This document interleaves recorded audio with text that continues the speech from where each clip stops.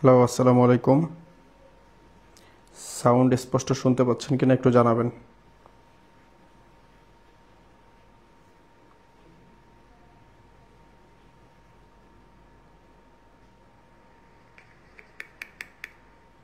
Hello, আসসালামু আলাইকুম।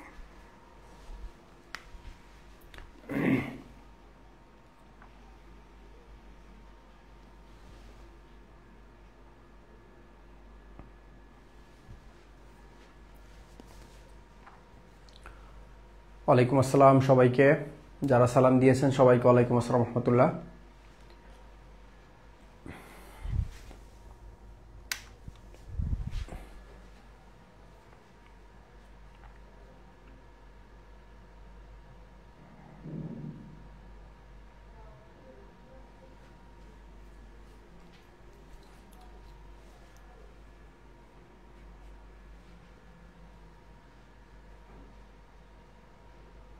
ওকে,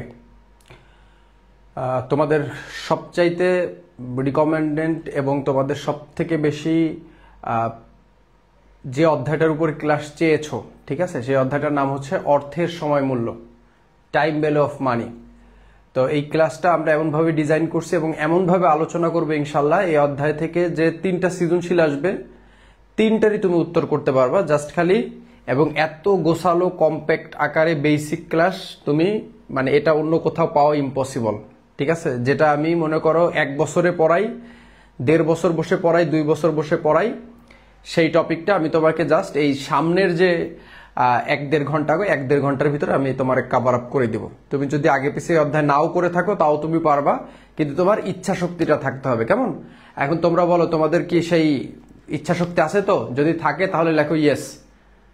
যদি আজকের ক্লাসে সামনে 1.5 ঘন্টা পড়াশোনা করে যদি 3টা সৃজনশীল আমরা পরীক্ষা হলে যে মিলাইতে পারি, করতে পারি, হ্যাঁ, আর সাজেশন, এমসিকিউ, টপ এমসিকিউ ওগুলো তো থাকবেই।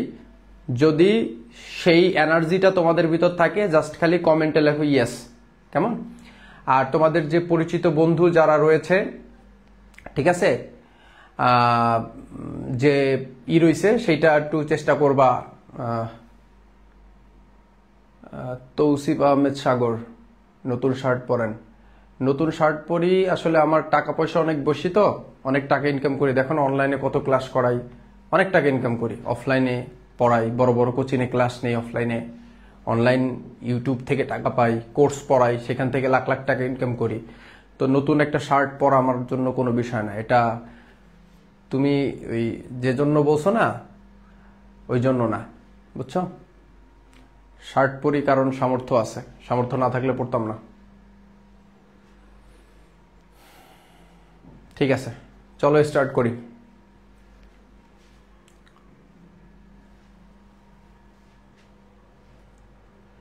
আচ্ছা, তোমাদের এটা হচ্ছে শর্ট সিলেবাস। আলহামদুলিল্লাহ, এই শর্ট সিলেবাসের কিন্তু আমি 9ম অধ্যায় তোমাদের ডান কমপ্লিট করছি গত ক্লাসে। মূলধন বাজেটিং ও বিনিয়োগ সিদ্ধান্ত 8ম অধ্যায়, এই 2টা অধ্যায় শেষ করছি। ইনশাল্লাহ আজকের ক্লাসে আমরা এই 3য় অধ্যায় শেষ করব। বাকি 2টা অধ্যায় তোমাদের রুটিন ওয়াইজ ক্লাস হবে ইনশাল্লাহ। কেমন? অলরাইট, ঠিক আছে, অলরাইট, ঠিক আছে। জ্ঞানমূলক সাজেশন দিয়ে দিচ্ছি প্রথমে। এই যে দেখো, এর বাইরে কোনোদিন কোনো বোর্ডে কোশ্চেন আসে না, আসতে পারে না। এগুলো জাস্ট পড়ে ফেলো। পাশে রিপিটেশনে যে কি পরিমাণ বোর্ড, এগুলো দেখে তো বুঝতে পারতেছো, ঠিক আছে। সো এগুলো দেখে বুঝতে পারতেছো যে এগুলা আমি কিন্তু মন গড়া দেই নাই। অর্থের সময় মূল্য কি, সুযোগ ব্যয় কি, অপরচুনিটির কস্ট কি, ঠিক আছে।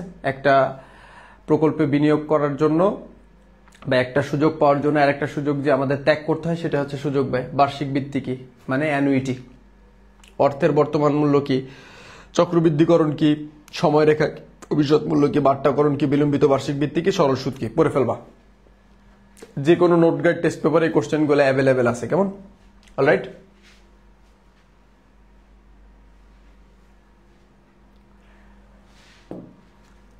এবার অনুধাবন সাজেশন কি অবস্থা আমার। আচ্ছা, এই যে 12টা দিয়েছে, এই 12টা পড়ে ফেলবা। পাশে দেখতে পাচ্তেছ, এর বাইরে প্রশ্ন করারই কোনো সুযোগ নেই। তুমি এই পড়ে যাও, না পাইলে তারপর পরীক্ষা হল থেকে এসে আবার বইলো, ঠিক আছে। এই অধ্যায় থেকে 3টা সৃজনশীল করবা মিনিমাম, 3টার খদাগে এইগুলোই আসবে, ঠিক আছে। অর্থের সময় মূল্য বলতে কি বোঝায়, চক্রবৃদ্ধিকরণ পদ্ধতিতে ব্যাখ্যা করো। 3 নম্বর বলছে বর্তমান মূল্য অপেক্ষা ভবিষ্যৎ মূল্য কেন অধিক হয়, ঠিক আছে। সময় ও সুদের হারের কারণে অর্থের মূল্যের পরিবর্তন ঘটে, ব্যাখ্যা করো। অবশ্যই সময় ও সুদের হারই মূল উপাদান যেটা আমাদের অর্থের মূল্যের পরিবর্তনটা ঘটায়। চক্রবৃদ্ধি সুদের সংখ্যা বাড়াতে হলে ভবিষ্যৎ মূল্যের উপর কি প্রভাব পড়ে। 6 নম্বর চক্রবৃদ্ধিকরণের সাথে বাট্টাকরণের সম্পর্ক কিরূপ, দুইটা বিপরীত সম্পর্ক। বার্ষিক বৃত্তির প্রধান শর্ত দুটি কি কি, বিলম্বিত বার্ষিক বৃত্তি বলতে কি বোঝায়, ঠিক আছে। ঋণ পরিশোধ তালিকা বলতে কি বোঝায়, আজকে করাবো ইনশাল্লাহ। কার্যকারী সুদের হার কখন নির্ণয় করতে হয়, নামিক ও কার্যকারী সুদের হার, একটা নমিনাল ইন্টারেস্ট আর একটা হলো ইফেক্টিভ ইন্টারেস্ট, ঠিক আছে। আচ্ছা, কেন হয় এবং ব্যাখ্যা করো। এটা হচ্ছে রুল 69, মানে বিধি, একটা আছে রুল 72, একটা হলো রুল 69। তো এটা বুঝিয়ে লিখতে বলছে, কেমন।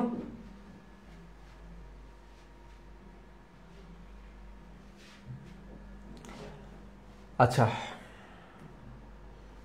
এবার চলো আমরা সিকিউ প্র্যাকটিসে যাই। তবে সিকিউ প্র্যাকটিসে যাওয়ার আগে আমি তোমাদের সাজেশন দিয়ে দিচ্ছি, ঠিক আছে। এই সাজেশনটা সবসময় মাথায় রাখবা। এই অধ্যায়ের মোস্ট ইম্পর্টেন্ট অঙ্ক, একদম 1 নাম্বার, যে 4টা ম্যাথ করলে হয়ে যাবে, সেটা হলো এফবি পিবির অঙ্ক। তোমরা এটা দেখে নাক শিটকাইতে পারো, বাট ইটস ট্রু। এখান থেকে এফবি পিবির একটা অঙ্ক পাবা। আর তোমার এই অধ্যায় থেকে মোস্ট অফ দ্য টাইম 2 থেকে 3টা সৃজনশীল আসে, 2টা তো পাবাই। তো 2টা, একটা আসবে হচ্ছে এই পিবিএফবি থেকে আসবে, হয় পিবিএফবি থেকে আসবে 1 নাম্বার, তা না হলে আসবে ইএআর, ইফেক্টিভ অ্যানুয়াল রেট, মানে কার্যকারী সুদের হার, এটা থেকে আসবে। 3 নাম্বার, তা না হলে শুধু সুদের হার, ঠিক আছে, শুধু সুদের হার নির্ণয় হয়, এটা থেকে আসবে, ঠিক আছে। একদম লাস্ট যেটা আসবেই সেটা হচ্ছে কি বলো তোমরা, বার্ষিক বৃত্তি, বার্ষিক বৃত্তি বা ইংরেজিতে বলে অ্যানুইটি।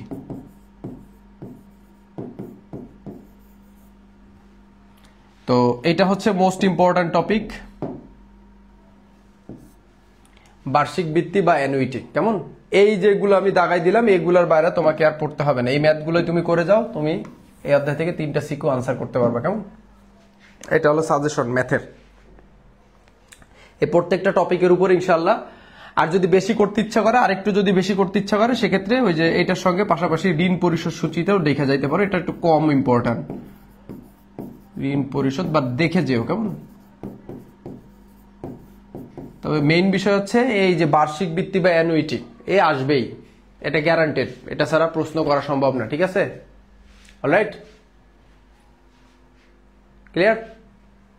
চলেন আমরা শুরু করি। প্রথম কোশ্চেন, এটা বরিশাল বোর্ড 2023 সালের কোশ্চেন। আপনারা জানেন 24 সালে বাংলাদেশে কিন্তু ফিনান্স পরীক্ষা হয়নি, 24 সালের প্রশ্নগুলো আমাদের কাছে কিন্তু নাই, ঠিক আছে। আমাদের কাছে আছে 23 সালের কোশ্চেন, এটাই সব থেকে লেটেস্ট কোশ্চেন। চলেন আমরা এটার সমাধান করি, ঠিক আছে। প্রশ্নের ক খ যায় দেখবেন, ওই একটু আগে যা আমি সাজেশন দিচ্ছি ওর ভিতর থেকে আসছে। মেয়াদ শেষে মিস্টার জাওয়াদ এবিসি ব্যাংক হতে কত টাকা পাবেন, অলরাইট। তো এখানে উদ্দীপক দেওয়া আছে, মিস্টার জাওয়াদ একজন চাকরিজীবী, তিনি অবসর ভাতা বাবদ কত 20 লাখ টাকা পেলেন। তার মানে তার কাছে এই 20 লাখ টাকা এখন আছে। তিনি উক্ত টাকা একটি ব্যাংকে 5 বছরের জন্য জমা রাখার চিন্তা করেছেন।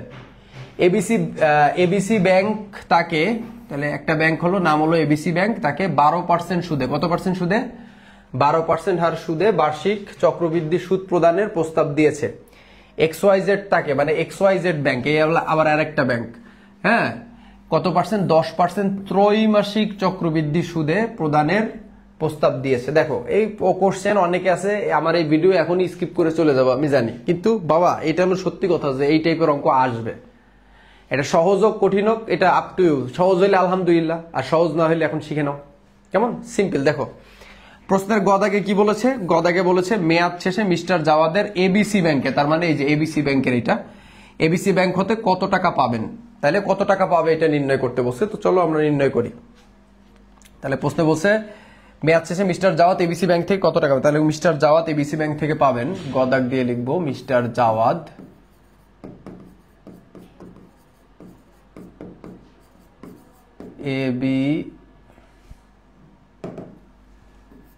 এবিসি ব্যাংক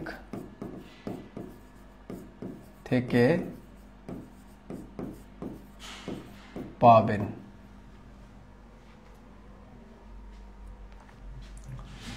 প্রথমে আমরা লিখব আমরা জানি।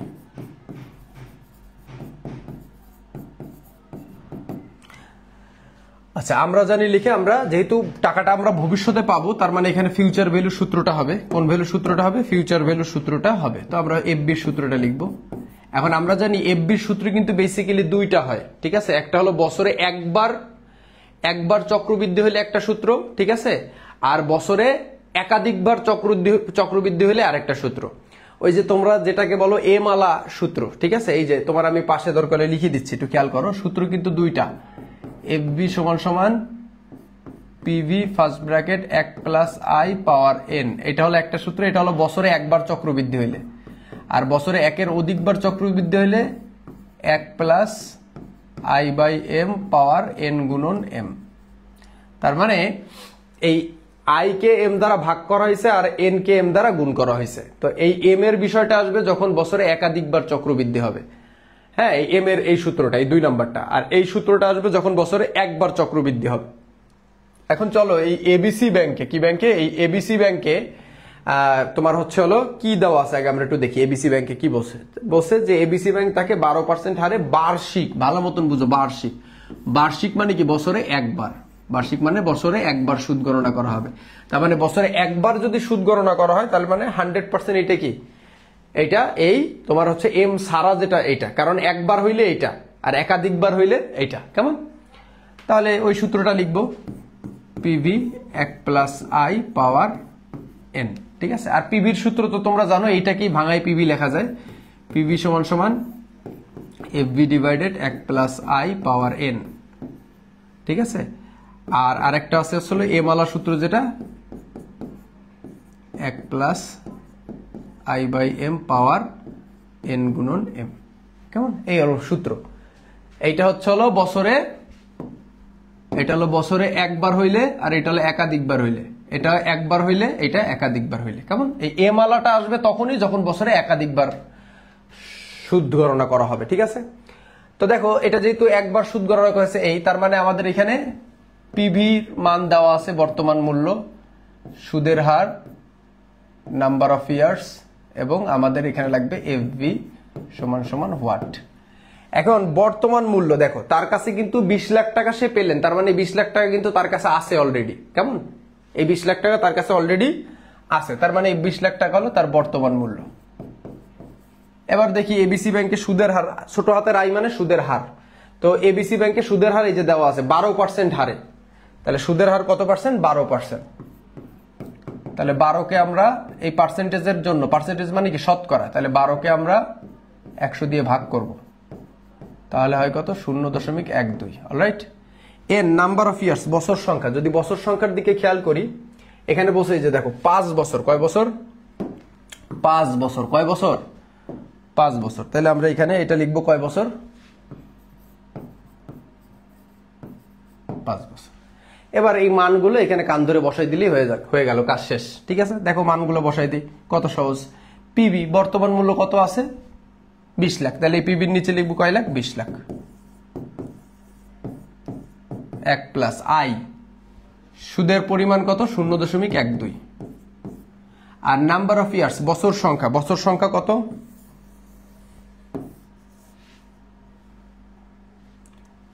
বছর সংখ্যা হচ্ছিল 5 বছর। তাহলে এই ছোট্ট করে এন উপরে লিখে দিব 5। এবার ব্র্যাকেটের কাজ সবসময় আগে করতে হয়, তাহলে আমরা লিখবো হচ্ছিল এখানে কত? 20 লাখ। ব্র্যাকেট উঠে গেলে চলে আসবে ইনটু। এবার এটা আমরা যোগ করবো, একটু ক্যালকুলেটর লাগবে।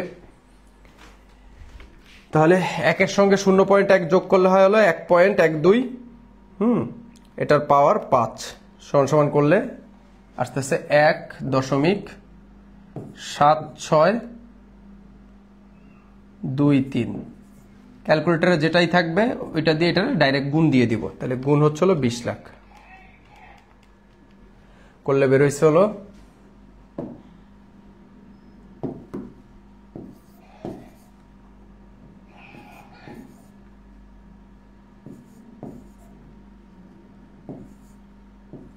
পয়েন্টের একটু এদিক সেদিক হইতে পারে, কিন্তু এটা ডাজেন্ট ম্যাটার। ঠিক আছে, আচ্ছা তাহলে 35,24,683.37। অবশ্যই উত্তরে কি লিখে দিব? টাকা। ক্লিয়ার? বুঝতে পারছি কিনা সবাই বলেন? এটা তৃতীয় অধ্যায়। এখন উত্তর কত আমরা একটু দেখি। এই যে উত্তর ঠিক আছে, 35,24,684। আমরা 83 লিখছি, কোনো সমস্যা নেই, এক বিন্দু মার্কেট মাত্র সমস্যা নেই। 100% পয়েন্ট লিখলে হবে, কোনো সমস্যা নাই। আচ্ছা, তো এই মিস্টার জাওয়াত এবিসি ব্যাংকে তাহলে 5 বছরের জন্য 12% সুদে 20 লাখ টাকা রাখলে 5 বছর শেষে সে পাবে হচ্ছে 35,24,683.34 টাকা। ক্লিয়ার? এরপর ঘদাক প্রশ্নের ঘদাকে কি বলছে? ঘদাকে বলছে হচ্ছিল মিস্টার জাওয়াদের জন্য কোন ব্যাংকে টাকা জমা রাখা লাভজনক তা উদ্দীপকের আলোকে মূল্যায়ন করে। মিস্টার জাওয়াদের জন্য কোন ব্যাংকে টাকা রাখা লাভজনক? এখন দেখো, আমরা তো একটা ব্যাংক নির্ণয় করলাম, সেটা হলো এবিসি ব্যাংক। এখনো কিন্তু আরেকটা ব্যাংক আছে, XYZ ব্যাংক। এই XYZ ব্যাংকে যদি সেই এবিসি ব্যাংকে এই 20 লাখ টাকা না রেখে, ভালো মতন বুঝো, এই এবিসি ব্যাংকে 20 লাখ টাকা না রেখে যদি এই 20 লাখ টাকা XYZ ব্যাংকে রাখে, তাহলে কি পরিবর্তনটা হবে? ঠিক আছে? ঠিক আছে, তো চলেন আমরা সেটা করি। প্রশ্ন চাইছে কোন ব্যাংকে টাকা জমাবে লাভ হয়, তাহলে লিখবো মিস্টার জাওয়াদের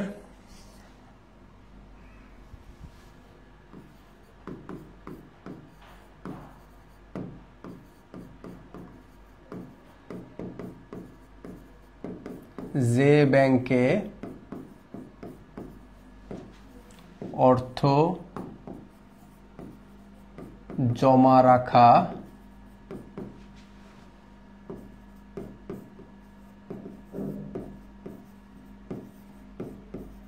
লাভজনক হবে। এখন এবিসি ব্যাংক তো বাইর করছি, এখন XYZ এর ব্যাংকেরটা আমাদের বের করতে হবে। কেমন? XYZ এরটা আমাদের বের করতে হবে। তাহলে চলো আমরা XYZ এরটা বের করি। আমরা জানি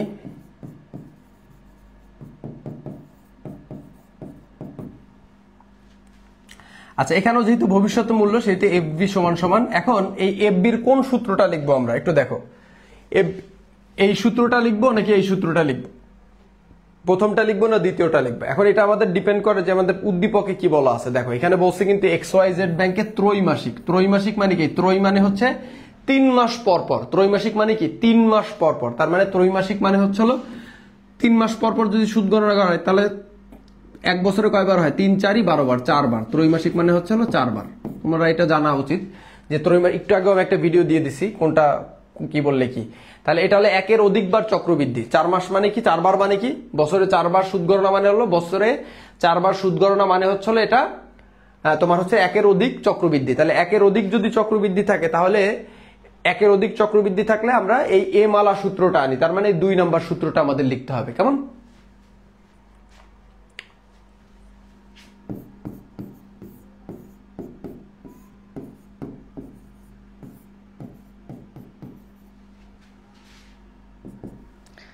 এখন আমরা এখানে মানগুলো একটু লিখে ফেলি ঝটপট। কি কি মান? PV I N M FB সমান সমান হোয়াট?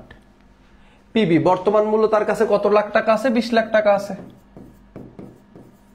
এবার দেখি এই এবিসি ব্যাংকে XYZ ব্যাংকে সুদের হার কিন্তু 10%, আর এবিসি ব্যাংকে কত ছিল? 12%। এবিসি ব্যাংকে ছিল 12%, আর XYZ ব্যাংকে কত পার্সেন্ট? 10%। তার মানে এখানে আমরা লিখবো কত পার্সেন্ট?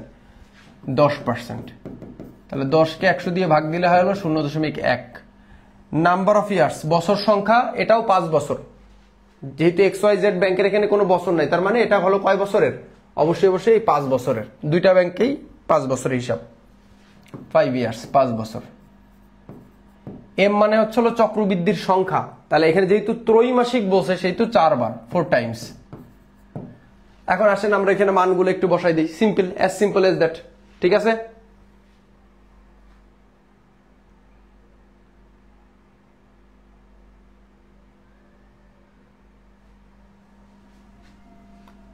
পিবি কত? 20 লাখ। এই পিবির নিচে 20 লাখ লিখলাম। আই বাই এম, আই কত 0.1, এম কত 4 বার, এন কত 5 গুণ এম কত 4 বার। এবার লিখলাম 20 লাখ, ব্র্যাকেট উঠে গেলে গুণ। এখন এই ব্র্যাকেটের কাজটা আমাদের একটু আগে করতে হবে, তো ব্র্যাকেটের ভিতর আগে সবসময় ভাগের কাজটা আমরা করে নিব, কেমন? আচ্ছা, তো দেখেন 0.1 ভাগ 4 সমান সমান প্লাস 1 করলে হয় 1.025 আর 4 পাশে কত 20 হয়। তাহলে এবার আমাদের এইটুকু করতে হবে, 1.025 এর পাওয়ার 20 করলে হয় যেটা আসুক 1.63861644 এরকম আসছে। তো যেটা আসুক ওইটার সঙ্গে আমরা সরাসরি গুণ দিয়ে দেবো কত 20 লাখ। তাহলে উত্তর কত বের হয়েছে তোমাদের একটু মিলাই দেখো।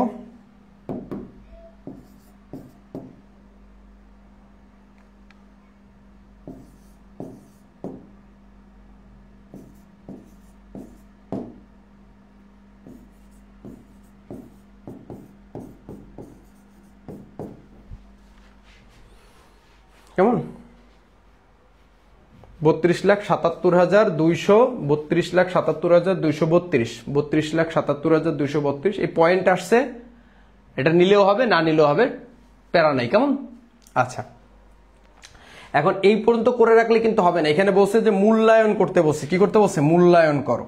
তাহলে মূল্যায়ন করতে গেলে আমার দেখতে হবে যে মিস্টার জাওয়াদের জন্য কোন ব্যাংকে লাভজনক। তার মানে এখানে আমরা দেখতে পাচ্ছি, কিন্তু একটু খেয়াল করে দেখি, একটা হচ্ছে হলো এবিসি ব্যাংক। কি ব্যাংক? ABC bank. এটা হলো এবিসি ব্যাংকের, আর সরি এটা হলো এবিসি ব্যাংকের হচ্ছে হলো 35 লাখ, ঠিক আছে? এবিসি ব্যাংকের হচ্ছে হলো 35,24,683.37 টাকা। আর এটা হলো XYZ ব্যাংক, ঠিক আছে? এটা তোমরা একটু উপরে লিখে দিবা, ঠিক আছে? XYZ bank.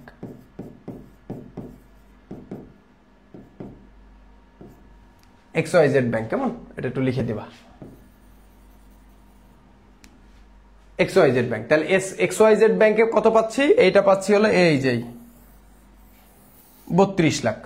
তাহলে এখন দেখো কোন জায়গায় বেশি কোন জায়গায় কম। এক জায়গা পাচ্ছি হলো তোমার 32 লাখ, আর এক জায়গা পাচ্ছি হলো 35 লাখ। তার মানে অবশ্যই 35 লাখটা আমাদের জন্য লাভজনক। 35 লাখটা হলো কোন ব্যাংকে আছে? এবিসি ব্যাংকে আছে। তাহলে আমরা লিখবো লাস্টে ঘ দাগের উত্তরে কি লিখবো?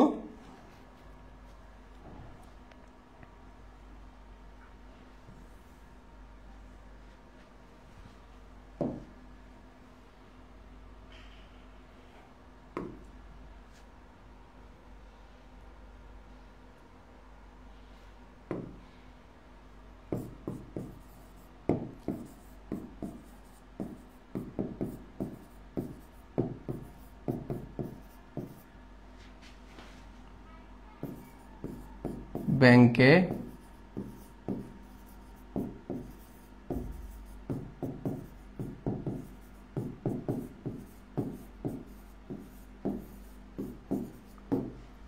জনাব জাওয়াদের এবিসি ব্যাংকে অর্থ জমা রাখা উচিত হবে,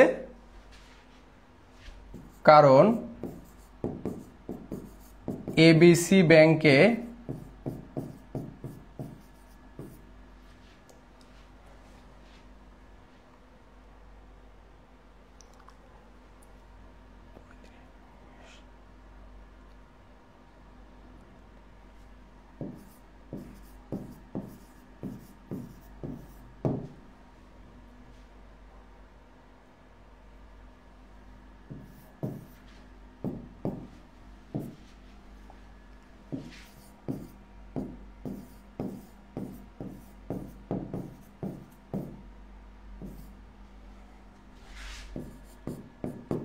এবার এটার থেকে এটা বিয়োগ করব, ঠিক আছে?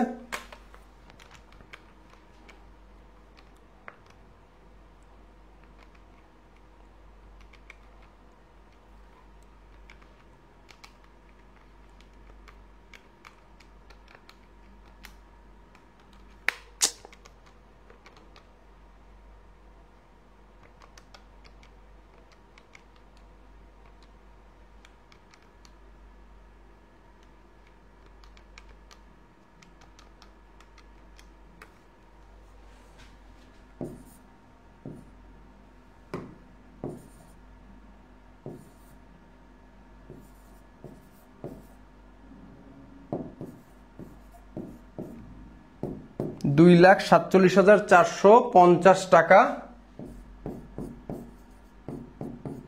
বেশি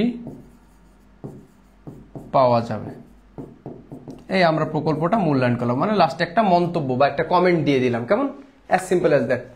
এখন এটা তোমরা যদি বুঝে থাকো, এই যে দেখো একটু খেয়াল করো, এইটা যদি বুঝে থাকো তাহলে আমাকে একটু সবাই একটু ঝটপট লেখো যে হ্যাঁ স্যার বুঝতে পারছে, তাহলে আমি বুঝবো যে তোমাদের আমি অঙ্ক করাচ্ছি তোমরা বুঝতে পারতেছো।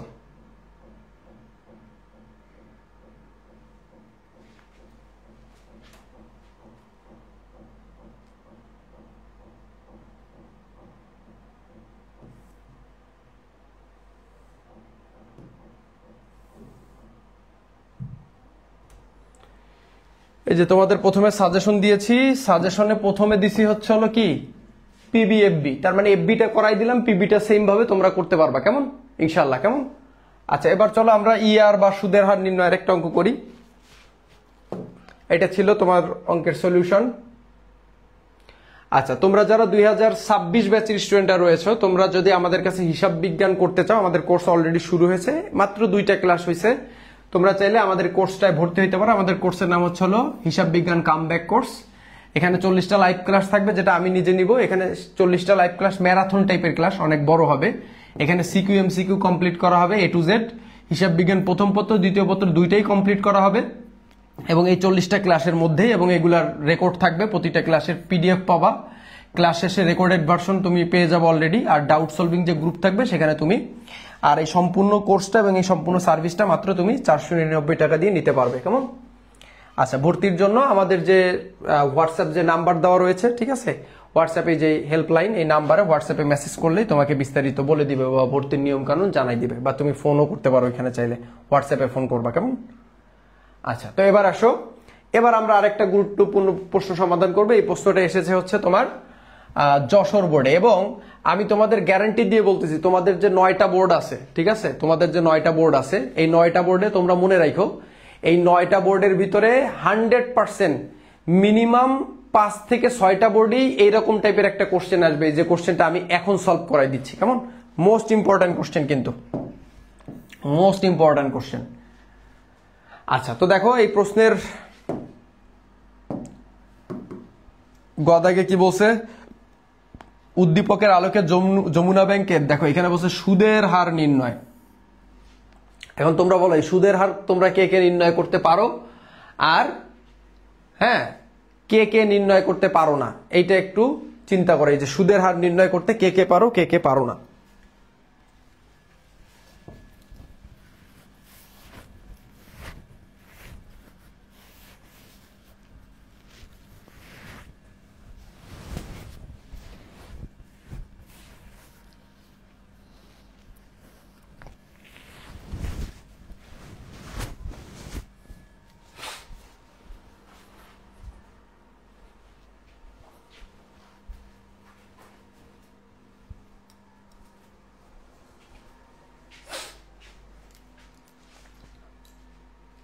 আচ্ছা, যারা পারো না, ঠিক আছে, তাদের আমি বলি এটা একদম সহজ একটা টপিক। আর যারা পারো, হ্যাঁ, তোমরা হচ্ছে আমার সঙ্গে একটু রিভাইজ করে নাও, কেমন?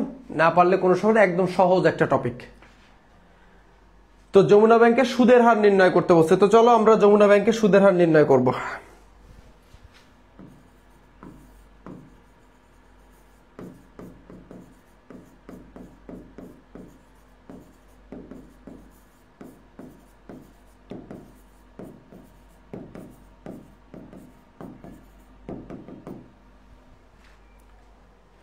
আচ্ছা, যমুনা ব্যাংকের সুদের হার নির্ণয় করতে গেলে আমরা প্রথমে লিখবো আমরা জানি।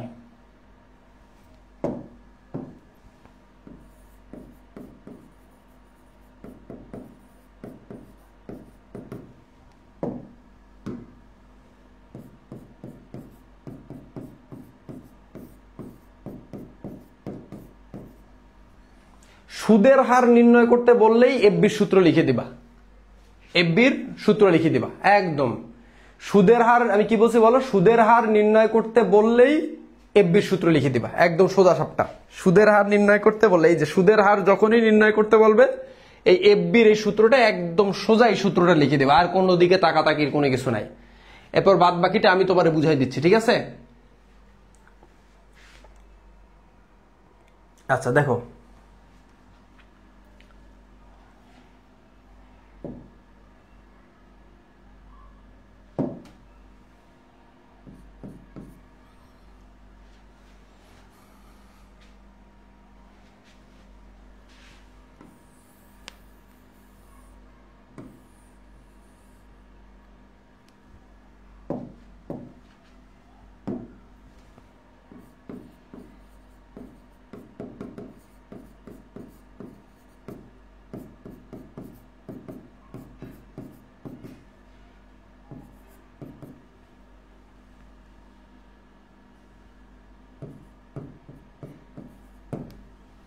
দেখো অঙ্কের ভিতরে একটু খেয়াল করো।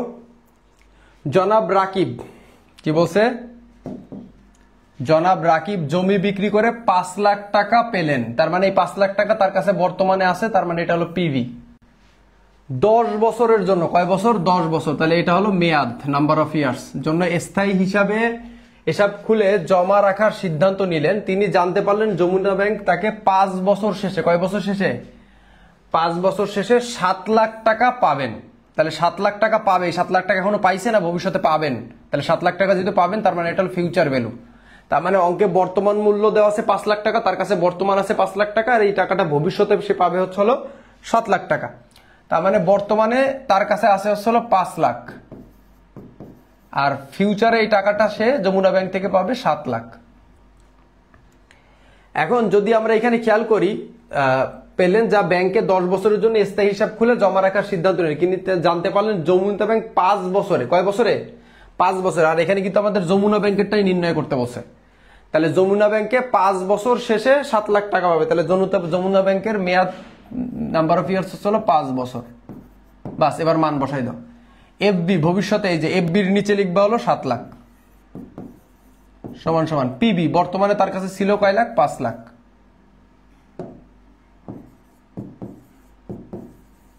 ফার্স্ট ব্র্যাকেট নামাইলাম, সূত্রে 1 নামাইলাম, প্লাস আই। এই আইটাই তো আমাদের বের করতে হবে, সো এইটা আমরা লিখে দিব। এন বছর সংখ্যা কয় বছর? 5 বছর। এই সমান সমানের এই পাশে যেটা আছে এটার কান ধরে এই পাশে নিয়ে আসবো।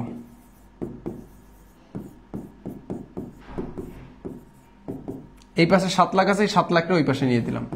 মানে ব্যাপার কি, সমান সমানের ওই পাশে যা আছে ওইটার এই পাশে আনলাম, আর সমান সমানের এই পাশে 7 লাখরে ওই পাশে দিয়ে দিলাম।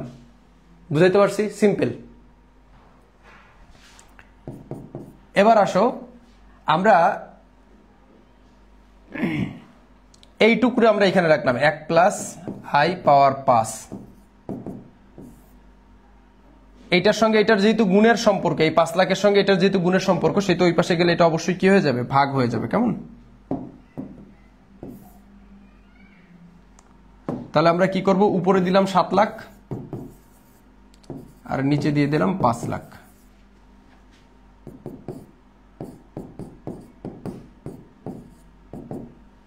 এবার 7 লাখরে 5 লাখ দিয়ে যদি ভাগ দিই তাহলে কত পাই? আগে এইটা একটু লিখি, ঠিক আছে?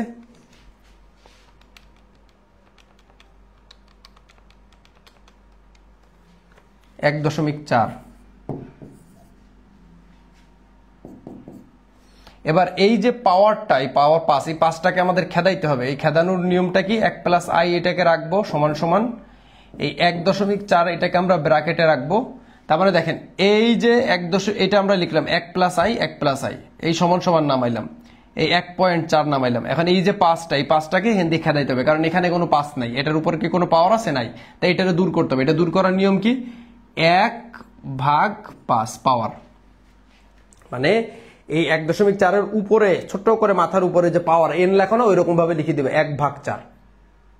ঠিক আছে? অলরাইট। গুণন 100টা দেওয়া লাগে না বেটা, ওটা লাস্টে যে গুণ করে দিলে হয়। বাচ্চাদের মতন প্রশ্ন, গুণন 100 দেয় নাই, গুণ দেয় নাই, কি করে এরা। আচ্ছা এবার আসো, তাহলে 1 প্লাস আই সমান সমান, দেখো এই 1 পয়েন্ট, দেখো এই জিনিসটা কিরকম? এই জিনিসটা হলো এরকম 1.4, এটার পাওয়ার হলো 1/5। বুঝো কিন্তু এই জিনিসটা হলো এরকম। তাহলে প্রথমে আমরা এই 1/5টা একটু ক্যালকুলেটরে করি, ঠিক আছে। 1/5 সমান সমান কত আসছে 0.2। এবার এটা এসি দিয়ে মুছবো, 1.4 পাওয়ার আনসার সমান সমান কত আসছে 1 এরকম সামথিং আসছে। তাহলে 1.069610 আচ্ছা এত লাগে না, 5টা নিলেই হচ্ছে, ঠিক আছে। এবার দেখো আই সমান সমান এই 1-এর আগে কিন্তু এটা প্লাস আছে, কিছু না থাকা মানে প্লাস থাকা, তার মানে এই একটা এবার ওই পাশে গেলে বিয়োগ হয়ে যাবে। তাহলে 1.069610 মাইনাস 1, বুঝছো কিন্তু।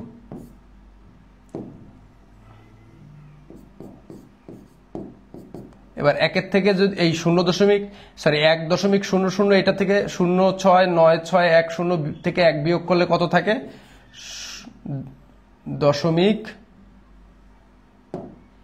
0.0699610 এটা থাকে, ঠিক আছে। আর লাস্টে এটার সঙ্গে 100 গুণন দিয়ে দিবা, যেহেতু আমার এখানে প্রশ্নে কি বলছে হার নির্ণয় করতে বলছে, তাহলে হার মানে 100 দিয়ে গুণ দিয়ে দিবা, ঠিক আছে।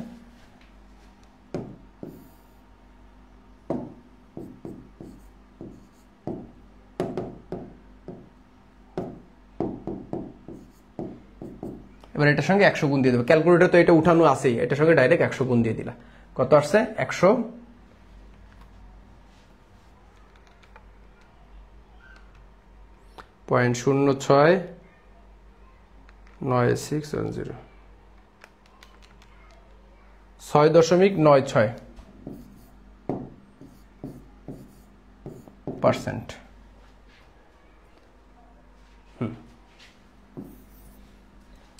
উত্তর মিলে গেছে 6.96%। এখন দেখো এখানে কোন জায়গা বুঝো নাই, এইটা হলো সুদের হার, জাস্ট খালি এফবির সূত্র হবে।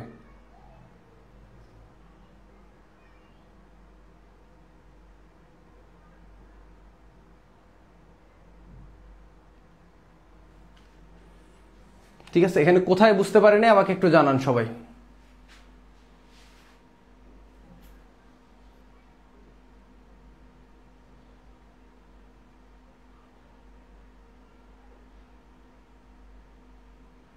ঠিক আছে,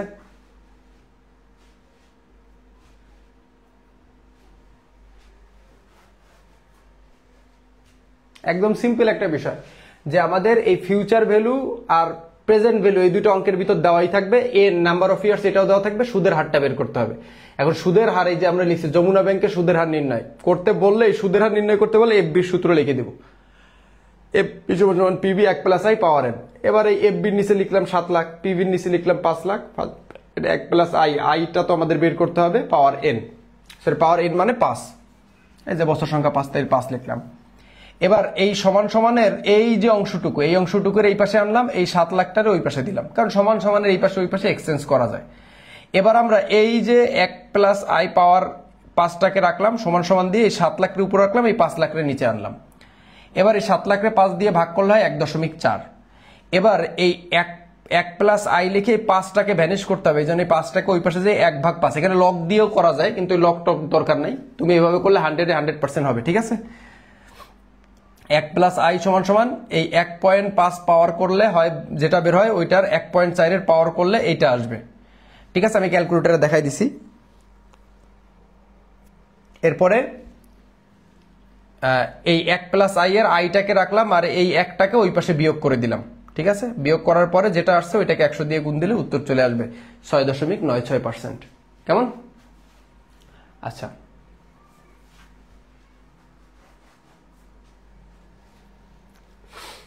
এই 5এর এখানে যদি 10 থাকতো তাহলে এখানে লিখতাম 1/10, এখানে যদি 6 থাকতো লিখতাম 1/6, তাহলে 1/6 করলে ক্যালকুলেটরে যেটা আসবে, যে সংখ্যাটা আসবে ওই সংখ্যাটা 1.4 দিয়ে পাওয়ার করতে হবে।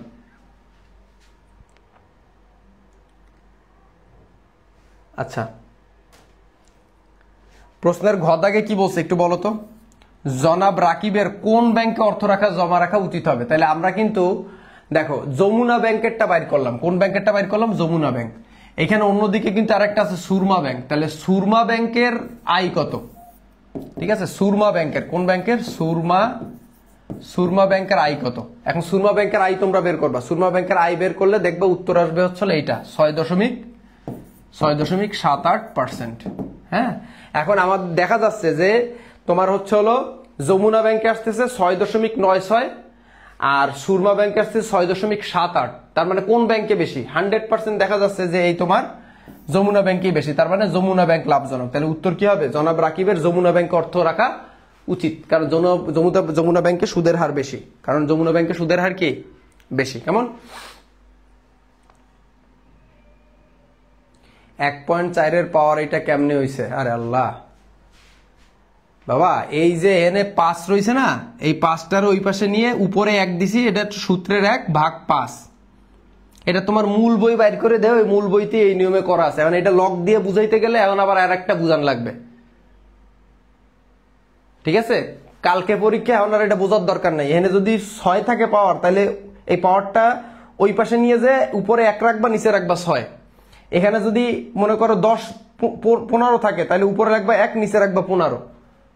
ঠিক আছে?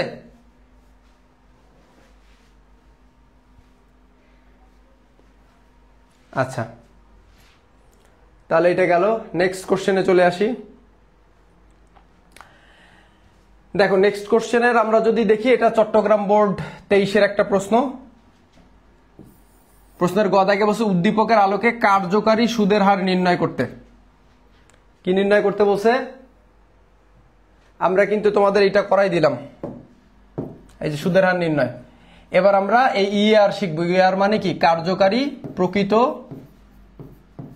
বা কার্যকারী সুদের হার।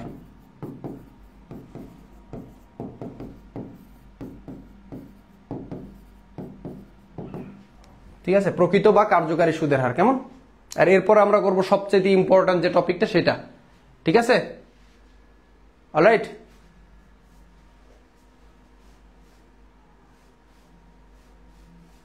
আরে বাবা, কালকে এক্সাম না? আরে খোদা, তোমরা আসলে মানে কি যে হয়েছে তোমাদের, না আমার কি হয়েছে আমি বুঝতেছি না। কালকে বলতে আমি বুঝাচ্ছি যে 2 দিন পরে পরীক্ষা, 7 তারিখে পরীক্ষা, এটা তো আমিও জানি রে ভাই। কি রে তোরা তো আসলে মানে আজকে আমার তোকে কিছু বলার নাই।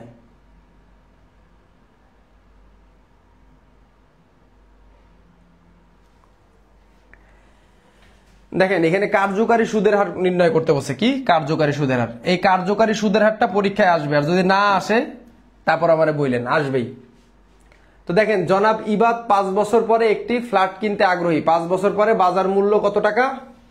80 লাখ টাকা। তার বাবা এই লক্ষ্যে একটি সরকারি ব্যাংকে 50 লক্ষ টাকা জমা রাখেন, যেখানে মাসিক চক্রবৃদ্ধি 12% সুদ দেয়। দেখেন, এই কার্যকারী সুদের হার নির্ণয় করতে গেলে 2টা জিনিস লাগে, একটা লাগে আই আর একটা লাগে হচ্ছিল এম।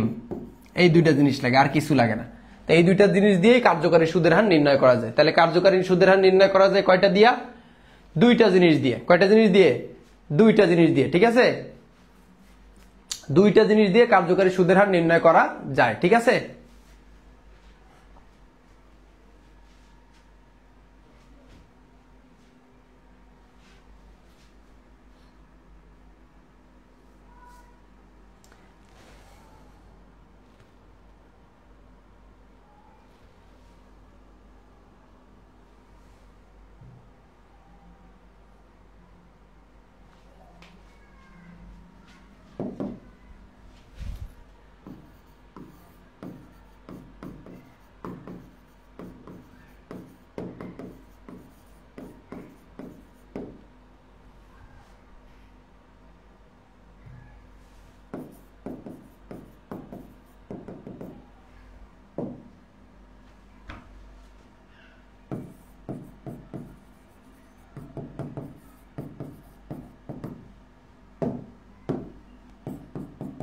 ইয়ার এর সূত্র কি?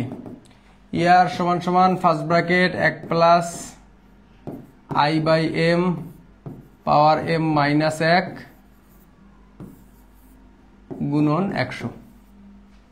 এটা হলো ইয়ার এর সূত্র। ইয়ার সমান সমান 1 plus I by M power M minus 1 গুণন 100। 1 plus I by M power M minus 1 গুণন 100। কেমন? সিম্পল। এখন আমরা বলছি যে এই EAR নির্ণয় করতে গেলে দুইটা জিনিস লাগে, একটা লাগে I আর একটা লাগে হলো M, আর কিছু লাগে না। আর EAR সমান সমান হোয়াট, এটা তো আমাদের নির্ণয় করতেই বলছে। I এর মান যদি আমরা দেখি, এই যে দেখো মাসিক চক্রবৃদ্ধি, মাসিক চক্রবৃদ্ধি বললে কয়বার হয়? 12 বার হয়, কারণ এক বছরে 12 মাস। তাহলে আমরা এখানে লিখবো কয়বার? 12 টাইমস, 12 বার। আর I কত পার্সেন্ট? এই যে 12% সুদ, তাহলে এখানে লিখবো কত পার্সেন্ট? 12%। তাহলে 12কে 100 দিয়ে ভাগ দিলে হয় 0.12।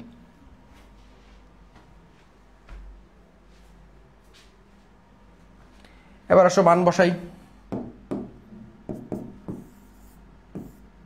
সূত্রে 1 প্লাস I এর মান কত? 0.12। M কত? 12 বার। এখানে কিন্তু N না, এখানে কিন্তু পাওয়ার M, তাহলে M ও কত হবে? 12 মাইনাস 1 ব্র্যাকেট ক্লোজ ইন্টু 100। এটার ক্যালকুলেশন করে দিতে হবে। ক্যালকুলেশন না করার কি আছে, না পারার কি আছে?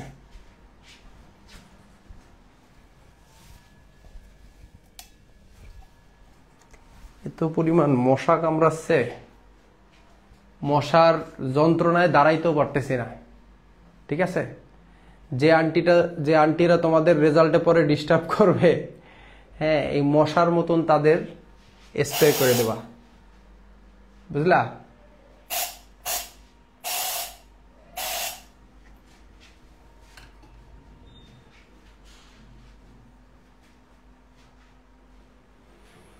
আচ্ছা আসো, 1 প্লাস ব্র্যাকেটের ভিতরে সবসময় ভাগের কাজটা আগে করতে হয়, কেমন? তো দেখো 0.12 ভাগ 12 সমান সমান, এইটা ভাগ দিয়ে এটার সঙ্গে 1 যোগ করবা। আমি যেভাবে করতেছি এইভাবে করবা, যোগ 1, এটার পাওয়ার করবা 12, পাওয়ার 12 সমান সমান, ওইটার থেকে বিয়োগ করবা 1 সমান সমান, এবার গুণন দেবা 100। তাহলে হয় কত? তাহলে হয় হচ্ছে 12.68।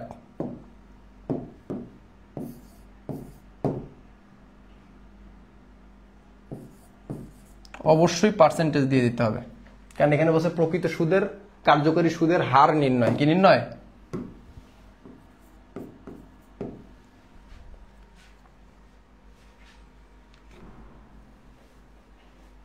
আর তোমরা একটা জিনিস মনে করো, তোমরা আরেকটা জিনিস বলতে পারো যে স্যার 3 লাইনে করলে কি হয়ে যাবে?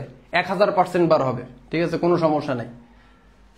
সূত্র লেখাবা, মান বসাবা, উত্তর বসাই দেবা, শেষ। ঠিক আছে, এটা নিয়ে সময় নষ্ট করার কোনো কিছু নাই। অলরাইট।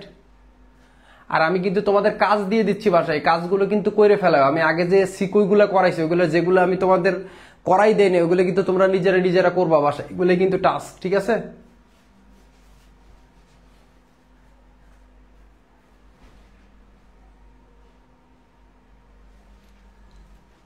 আচ্ছা উত্তর কত?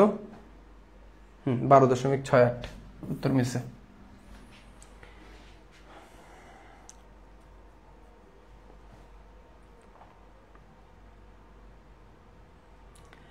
এবার আসো, আমরা হচ্ছে সেই আমাদের গুরুত্বপূর্ণ একটা টপিক, সেটা হচ্ছে হলো ঋণ পরিশোধ সূচি।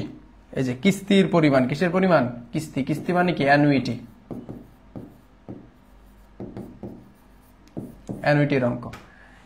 তো অ্যানুইটি নিয়ে তোমাদের একটু আলোচনা করে দিই, সবাই একটু খেয়াল করে, একটু না একদম পুরাপুরি বিস্তারিত আলোচনাটাই করে দিই, কেমন? একটু খেয়াল করো, আমি বেশি সময় নিব না তোমাদের, অলরেডি 1 ঘন্টা হয়ে গেছে, আধা ঘন্টার ভিতরেই শেষ করে দেবো ইনশাল্লাহ। দেখো, অ্যানুইটি বা বার্ষিক বৃত্তি,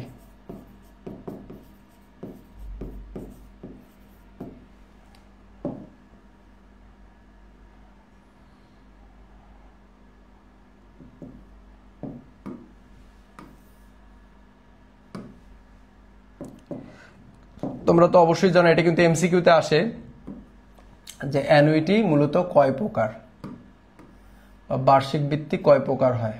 ঠিক আছে, কয় প্রকার? বার্ষিক বৃত্তি হলো 2 প্রকার, একটা হচ্ছে হলো সাধারণ বার্ষিক বৃত্তি, কি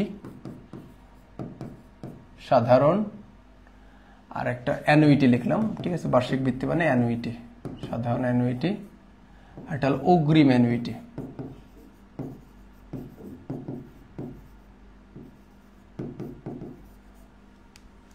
এই যে সাধারণ অ্যানুইটি, এই সাধারণ অ্যানুইটিকে বলা হয় অর্ডিনারি অ্যানুইটি। আর এটাকে বলা হয় অ্যানুইটি ডিউ।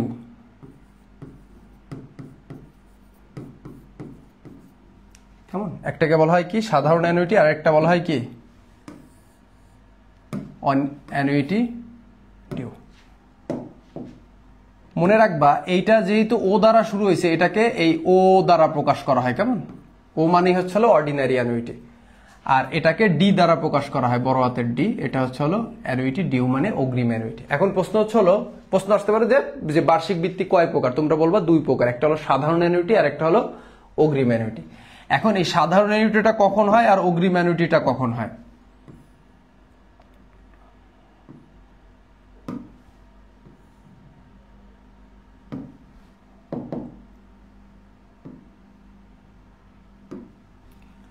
যদি তোমার যে কিস্তির টাকাটা, আচ্ছা কিস্তি জিনিসটা কি? একটা নির্দিষ্ট পরিমাণ অর্থ নির্দিষ্ট সময়ে কোথাও রাখা বা কোথাও থেকে নেওয়াকে কিস্তি বলে, এইটাই সংজ্ঞা। যে কোনো নির্দিষ্ট পরিমাণ অর্থ কোথাও রাখা বা কোথাও থেকে নেওয়াকে আমরা কি বলি? কিস্তি বলি। এখন এই কিস্তিটা বা ধরো ওই যে কিস্তি টিস্তি উঠায় না অনেকে, যে নির্দিষ্ট পরিমাণে যে ইনস্টলমেন্টে কোনো কিছু কেনে টেনে, ওইগুলো আর কি। তো এই সাধারণ অ্যানুইটি এইটা বেসিক্যালি কি যেন মনে করলাম তো, হ্যাঁ চেনার উপায় হচ্ছে এটা হলো শেষে। এটা কখন দেয়? শেষে। যদি কিস্তিটা শেষে প্রদান করে তখন এটা হয় হচ্ছে সাধারণ অ্যানুইটি। আর যদি কিস্তির টাকাটা শুরুতে পরিশোধ করে দেয়, ঠিক আছে, তখন এটা আমি বুঝাই দিচ্ছি। আর যদি প্রশ্নে উদ্দীপকে কিছু না বলে, কিছু না বললে ওইটা শেষে ধরে নিবা। কেমন? তার মানে শেষে কখন? যখন যদি কিস্তির টাকাটা শেষে দেয়, আর যদি শুরুতে দেয় তখন কি হয়ে যাবে? তখন এটা অগ্রিম হয়ে যাবে। এখন এই শুরুতে দেওয়া শেষে দেওয়া বলতে কি বুঝায় জিনিসটা বোঝো। মনে করো তুমি কোথা থেকে 1 লাখ টাকা লোন করছো, 1 লাখ টাকা ঋণ গ্রহণ করছো। এখন তোমাকে মনে করো 1 লাখ টাকা ঋণ গ্রহণ করছো, মনে করো তোমাকে 5 বছরে টাকাটা দিয়ে দিতে হবে। তাহলে প্রথম বছরে তোমার দিতে হবে 20,000, দ্বিতীয় বছরে দিতে হবে 20,000, হ্যাঁ, তৃতীয় বছরে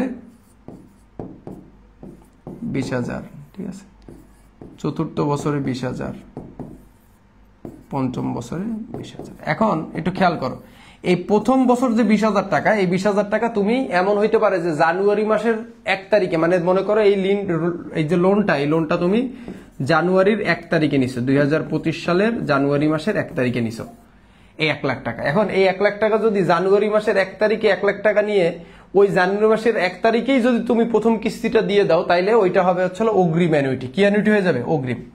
আর যদি তুমি এই 1 লাখ টাকা নিছো কিন্তু বছরের শেষে যে টাকাটা পরিশোধ করছো, মানে 31 ডিসেম্বর তারিখে যে টাকাটা পরিশোধ করছো, তখন ওইটা হয়ে যাবে সাধারণ অ্যানুইটি। তার মানে কিস্তির টাকাটা যেদিন কিস্তি নিচ্ছ, যেদিন ঋণ গ্রহণ করতেছো, সেই দিনই যদি কিস্তির টাকাটা দিয়ে দাও, শুরুতেই যদি কিস্তির টাকাটা দিয়ে দাও, তখন সেটাকে বলে অগ্রিম। শুরুতে বললে অগ্রিম, এই যে অগ্রিম মানে তো শুরুতে। আর যদি শেষে দাও তখন সেটা হয়ে যায় সাধারণ অ্যানুইটি। এটা একটু মনে রেখো। কেমন?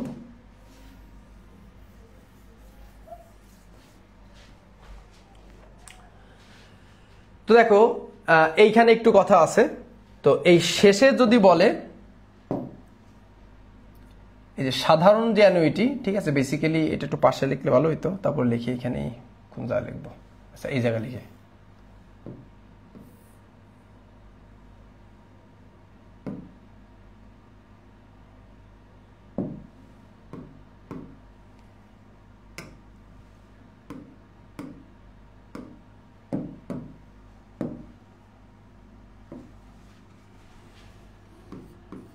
PVA present value of annuity, FVA future value of annuity. এটারও কিন্তু দুইটা হয়। কেমন?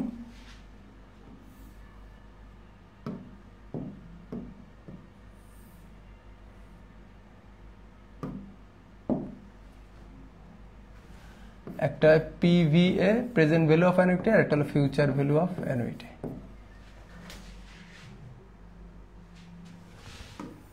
PVA FVA এটারও কি হয়?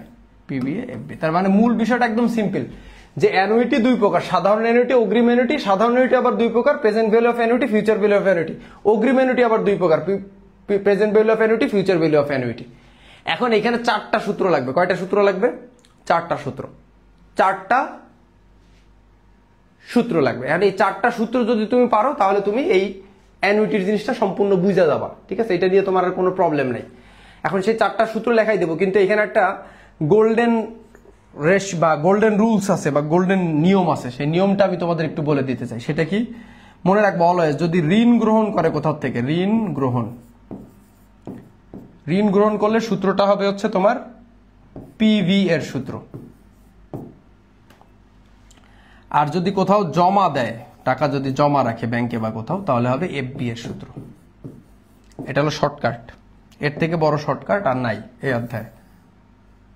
সেটা কি বলছি, যদি কোথা থেকে ঋণ গ্রহণ করে তাহলে পিবি এর সূত্র হবে, আর যদি কোথাও টাকা জমা রাখে তাহলে এফবি এর সূত্র হবে। তো চলো এই দেখো, এই ছোট্ট একটা বিষয় দিয়ে তুমি উদ্দীপক দেখলেই বুঝতে পারবা যে কোন সময় কোন সূত্রটা হবে, ঠিক আছে? তোমাদের তো সূত্র চেনায় অসুবিধা, উদ্দীপক দেখলেই বুঝতে পারবা যে কখন কোন সূত্রটা প্রয়োগ করা হবে।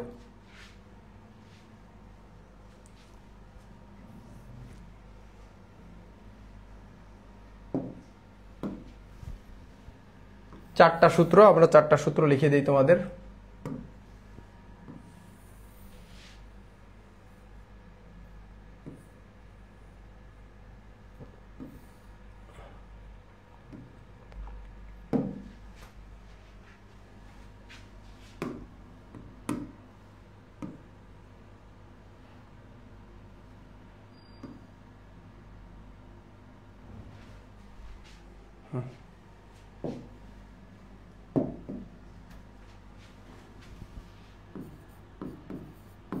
এটা 1 নম্বর সূত্র,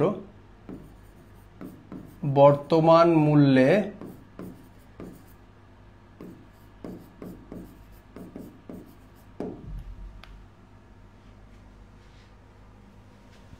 সাধারণ অ্যানুইটি।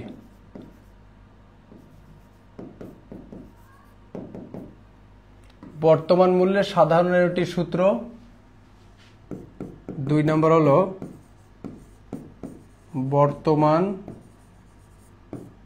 মূল্যে অগ্রিম অ্যানুইটি। আমি বুঝাই দিচ্ছি, ঠিক আছে?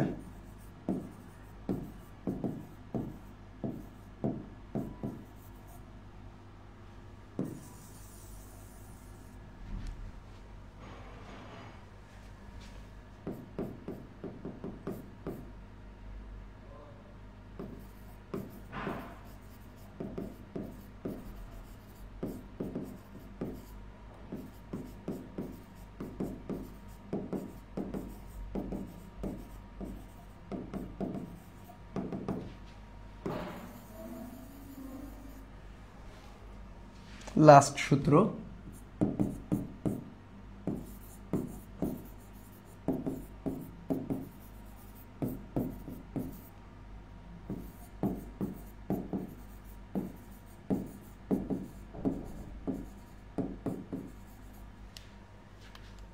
রাইট?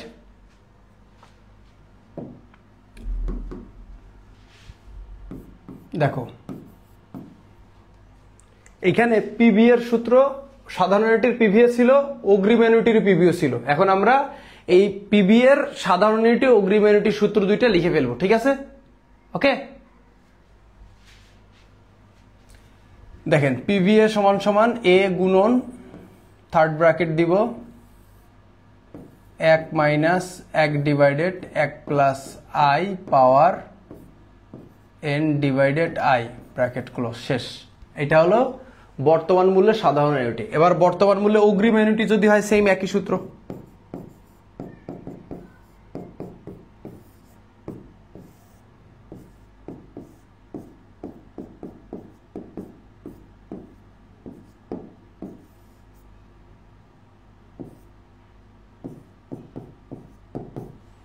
এই এনটারে আবার এইখানে আইনেন না কিন্তু, ঠিক আছে?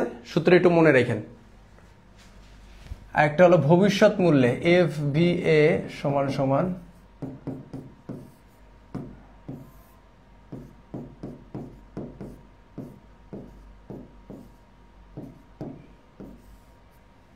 এটা হলো ভবিষ্যৎ মূল্যে সাধারণ অ্যানুইটি, এবার ভবিষ্যৎ মূল্যে অগ্রিম অ্যানুইটি।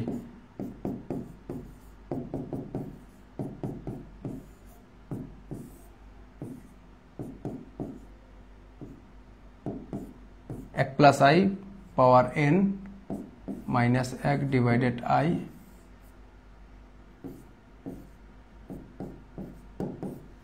দেখেন যখনই অগ্রিম অ্যানুইটি বলবে তখনই কিন্তু এই লেসটুকু আসবে, এখানেও যখন অগ্রিম অ্যানুইটি বলবে তখনই কিন্তু এই লেসটুকু আসবে। কেমন মনে রাখবেন কেমন?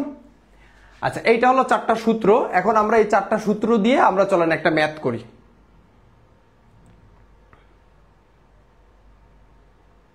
এরপরে আমরা এমসিকিউতে চলে যাব। তো এখানে বলছে জনাব রাতুলের কিস্তির পরিমাণ নির্ণয় করতে। ঠিক আছে, তো চলেন জনাব রাতুলের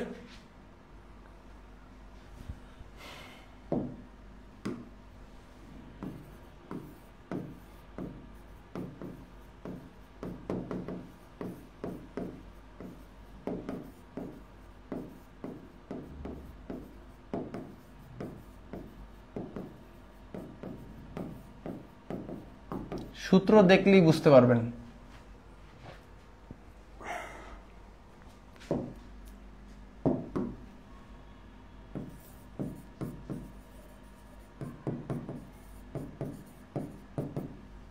আচ্ছা, এখন আমরা জানি লিখে কি সূত্র লিখব, কি সূত্র লিখব। এই যে 4টা সূত্র আমরা লিখছি, এই যে 4টা সূত্র আমরা লিখছি, এই 4টা সূত্রের ভিতর থেকে একটা সূত্র আমরা লিখব। এখন সেই 4টা সূত্র কি আগে একটু দেখি। এই যে 4টা সূত্র, এই এই যে 4টা সূত্র স্ক্রিনশট করে রাখেন। ঠিক আছে, আচ্ছা এবার আসেন, এখন উদ্দীপক পড়ি। দেখেন উদ্দীপক, জনাব রাতুল সন্ধ্যা ব্যাংকে, কি ব্যাংকে? সন্ধ্যা ব্যাংকে, ব্যাংক লিমিটেড থেকে 60,000 টাকা ঋণ গ্রহণ করছে। আসেন, এই যে যদি ঋণ গ্রহণ করে তাহলে সূত্র হবে পিবিএর। সবাই আমার সঙ্গে মুখে বলেন, ঋণ গ্রহণ করলে সূত্র হবে পিবিএর। তার মানে জনাব রাতুল এখান থেকে ঋণ গ্রহণ করছে, তার মানে এখানে সূত্র হবে 100% পিবিএর। কি হবে? পিবিএর সূত্র। অলরাইট, ঠিক আছে। সে কি করছে? একটা ল্যাপটপ ক্রয় করেন এবং শর্ত দিন যে 5 বছরে প্রতি বছরের শুরুতে, কি বলছে? শুরুতে। আসেন, এই যে আমরা কি জানি, প্রতি বছরের শুরুতে বললে অগ্রিম অ্যানুইটি, প্রতি বছর শুরুতে বললে অগ্রিম অ্যানুইটি। আর যেহেতু এটা হচ্ছে ঋণ নিছে সেহেতু পিবিএ, তাহলে পিবিএর অগ্রিম অ্যানুইটি। তাহলে এটা বললে শুরুতে বললে হচ্ছে হলো অগ্রিম অ্যানুইটি। তাহলে ব্যাপারটা কি দাঁড়াইলো? অগ্রিম অ্যানুইটি হবে কার? পিবিএর অগ্রিম অ্যানুইটি হবে। যেহেতু 60,000 টাকা ঋণ নিছে, ঋণ বললে পিবিএর। আর যেহেতু শুরুতে কিস্তি দিবে, তাহলে কিস্তি শুরুতে দিলে হয় অগ্রিম আর শেষে দিলে হয় সাধারণ। ক্লিয়ার? সবাই বুঝতে পারছেন কিনা এটা আগে বলেন।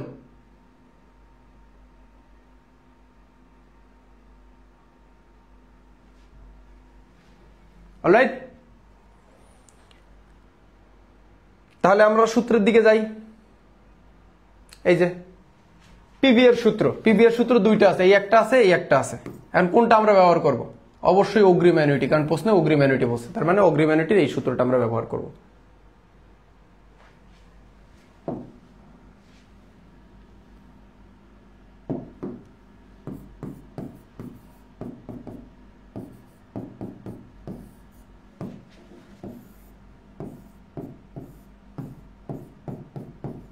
দুই নম্বর সূত্র, ঠিক আছে।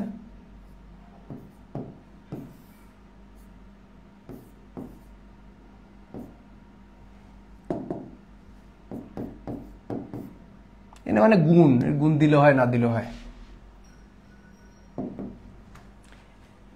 দেখেন এখানে পিভিএ দেওয়া আছে অঙ্কে, পিভিএ প্রেজেন্ট ভ্যালু, বর্তমানে কয় টাকা আছে, সুদের হারটাও অবশ্যই দেওয়া থাকবে, নাম্বার অফ ইয়ারটাও দেওয়া থাকবে, বাস শেষ। আর আমার প্রশ্ন চাইছে অ্যানুইটি, কিস্তির পরিমাণ। তাহলে পিবিএ কত টাকা দেওয়া আছে?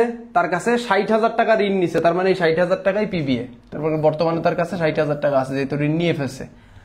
আই, সুদের হার কত? সুদের হার 9%। 9কে 100 দিয়ে ভাগ দিলে হয় 0.09। নাম্বার অফ ইয়ার্স, বছর সংখ্যা হচ্ছে 5 বছর ধরে। কয় বছর?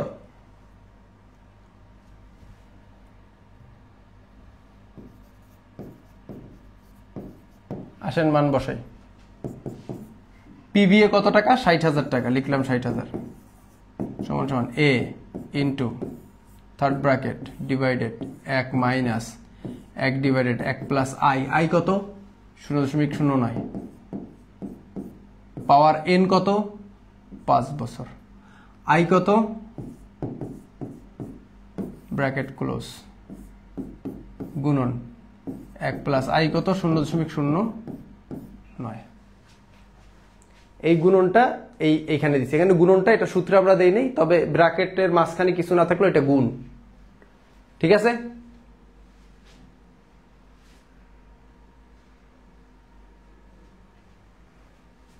একটু মনোযোগ দেন ক্লাসের দিকে। এবার আমরা কি করব, এই 60,000 লিখলাম এ ইনটু, এবার এই ব্র্যাকেটটার কাজ করব, তারপর গুণ ওইটার কাজ করব। তো আসেন এটার কাজ করি। তো এটার কাজ করার সিস্টেমটা কি, সবাই আমার হাতের দিকে খেয়াল করেন, দেখেন সবাই খেয়াল করেন।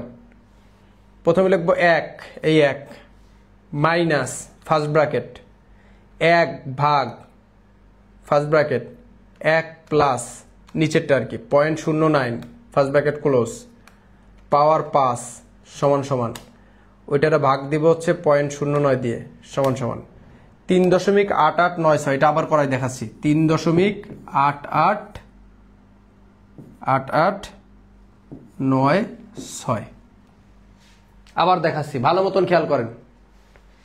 1 মাইনাস ফার্স্ট ব্র্যাকেট 1 ভাগ first bracket 1 plus 0.09 first bracket close পাওয়ার 5 সমান সমান ভাগ 0.09 সমান সমান 3.8896, 3.8896 গুণন।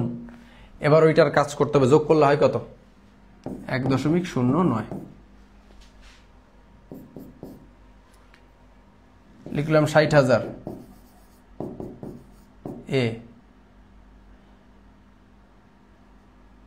আচ্ছা এই দুইটারে গুণ দিব, ঠিক আছে, এই দুইটারে গুণ দিব।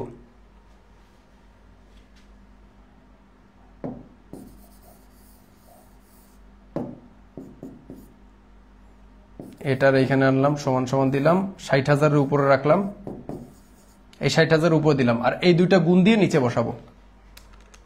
3.8896 ইন্টু 1.09 সমান সমান 4.23964।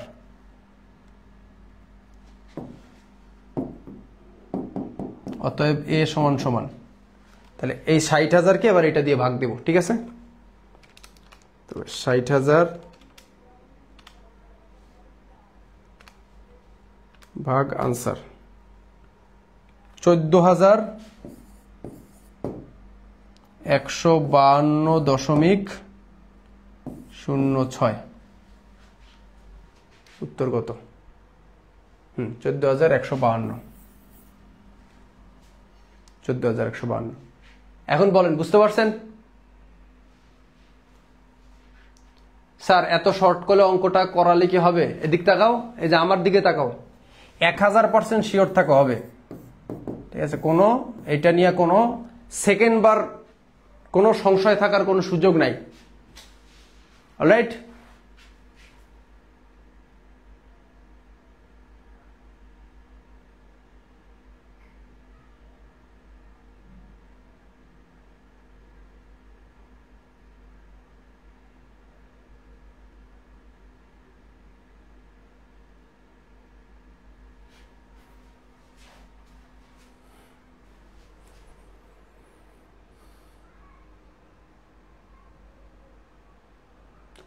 এমসিকিউ প্র্যাকটিসে আসো। বর্তমান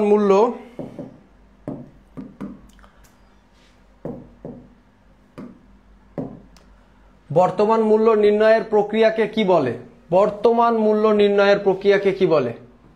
ঠিক আছে, এটা তোমরা একটু মনে রাখবা। পিভি নির্ণয়ের প্রক্রিয়াকে বর্তমান মূল্য বলা হয় বাট্টাকরণ, এটা খুব গুরুত্বপূর্ণ। আর এফভি ফিউচার ভ্যালু, এটাকে বলা হয় চক্রবৃদ্ধিকরণ।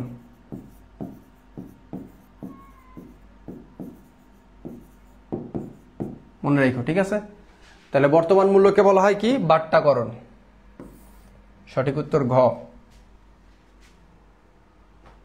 ত্রৈমাসিক চক্রবৃদ্ধি গণনার ক্ষেত্রে চক্রবৃদ্ধির সংখ্যা কত? ত্রৈমাসিক, ত্রৈমাসিক মানে কি? 3 মাস পর পর, 3 মাস পর পর, 3 মাস পর পর হইলে মানে কয়বার হয়? 4 বার। কয়বার? 4 বার। এই 4 বার হচ্ছে হলো উত্তর।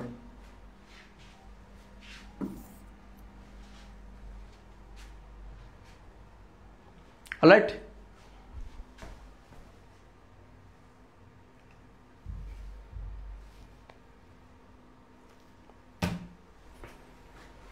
আচ্ছা, অর্থের ভবিষ্যৎ মূল্য নির্ণয় করার প্রক্রিয়াকে কি বলা হয়? একটু আগে বলছি, সেটা হলো চক্রবৃদ্ধিকরণ। মনে রাখবা, দেখো বোর্ডে আসছে কিন্তু বেশ কয়েকবার। সরল সুদে কিসের উপর সুদ গণনা করা হয়? সরল সুদে সবসময় আসলের উপর সুদ গণনা করা হয়। কিসের উপরে? আসলের উপরে। সরল সুদে, সরল সুদ মানে কি? যেখানে সুদের হার মানে প্রত্যেক বছর সুদটা আসলের উপর ধরা হয়। ঠিক আছে, মনে করো তুমি 1 লক্ষ টাকা ব্যাংকে রাখছো, 1 লক্ষ টাকার উপর 1 বছর শেষে তোমার যদি 10% সুদ দেয় তাহলে হবে কত টাকা? 10,000 টাকা। তাহলে এই 10,000 টাকা হলো তোমার সুদ, আর এই 1 লাখ টাকা যেটা তুমি ব্যাংকে রাখছিলে এটা হলো আসল। কিন্তু এই যে তোমার 10,000 টাকা, এটা কিন্তু প্রথম বছরে সুদ দিছে। এখন দ্বিতীয় বছরে এই যে 10% টাকাটা যে ধরবে, এই সুদটা যে ধরবে, এটা কি 1 লাখের উপর ধরবে, নাকি এই যে 1 লাখ এই তোমার ব্যাংকে ছিল আর 10,000 সুদ বাবদ তোমার হয়েছে, তাহলে তোমার কাছে টোটাল হইলো কত? 1,10,000 না? তাহলে এই 1,10,000 মানে কি? সুদ আসল, কারণ এর ভিতরে আসলটাও আছে সুদটাও আছে, টোটাল 1,10,000 টাকা। এবার সুদ ধরা হয় সাধারণত এই 1,10,000 উপরে, কিন্তু সরল সুদ মানে হচ্ছে হলো প্রত্যেক বছর সুদ এই আসলের উপরই ধার্য করা হবে। তার মানে সরল সুদে প্রত্যেকবারের সুদ সবসময় কি? আসলের উপর ধার্য করা হয়। কেমন দেখতে পাচ্ছ তো তোমরা?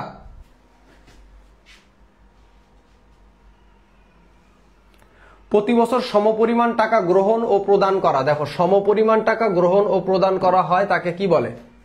বার্ষিক বৃত্তি বলে। যে একটা নির্দিষ্ট পরিমাণ অর্থ নির্দিষ্ট সময়ের জন্য কোথাও জমা রাখা বা নেওয়াকে বার্ষিক বৃত্তি বা অ্যানুইটি বলে। এটা হলো অ্যানুইটির সংজ্ঞা, সো মুখস্থ রাখবা। কিস্তি, কিস্তি মানে বাংলায় বলে আসলে এটার কিস্তি। EAR, এটা খুবই গুরুত্বপূর্ণ একটা প্রশ্ন, খুবই, জিনিসটা সিম্পল বাট এটা মারাত্মক গুরুত্বপূর্ণ একটা কোশ্চেন। সেটা হলো effective annual rate. Effective annual rate, effective annual rate. এই ইফেক্টিভ অ্যানুয়াল রেট আমি রিটার্নে দেখছি, আর আল্লাহ,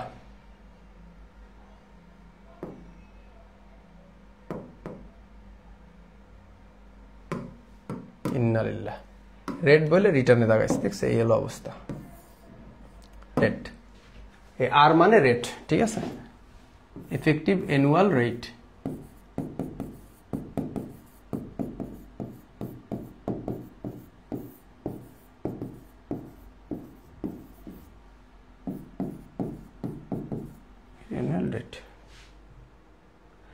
বিধি 72 ব্যবহার করা হয়, বিধি 72, রুল 72 ব্যবহার করা হয় কিসের ক্ষেত্রে?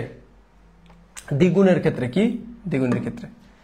মনে রাখবা, রুল 72, ঠিক আছে? একটা হলো রুল 72 আর একটা হলো রুল 69, ঠিক আছে? তো এই রুল 72টা কখন ব্যবহার করা হয়? কখন ব্যবহার করা হয়? যখন তোমার হচ্ছে বিনিয়োগকৃত অর্থ, ঠিক আছে? বিনিয়োগকৃত অর্থ কত সময়ে বা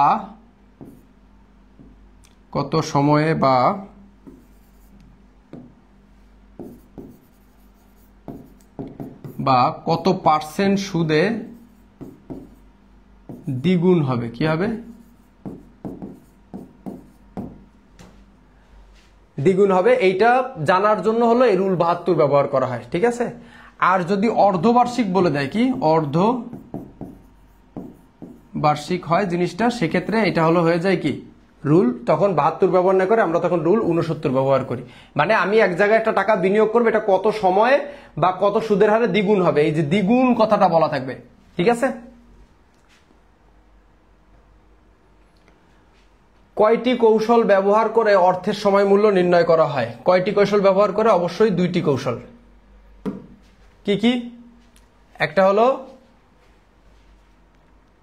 বাট্টাকরণ আর একটা হলো চক্রবৃদ্ধিকরণ। বার্ষিক বৃত্তি প্রধানত কয় প্রকার? একটু আগে বুঝাইছি, 2 প্রকার। কি কি? একটা হলো সাধারণ অ্যানুইটি,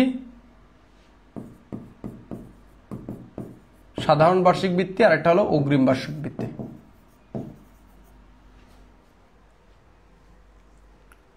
চক্রবৃদ্ধির সংখ্যা কোন চিহ্ন দ্বারা প্রকাশ করা হয়? ছোট হাতের এম। ঠিক আছে,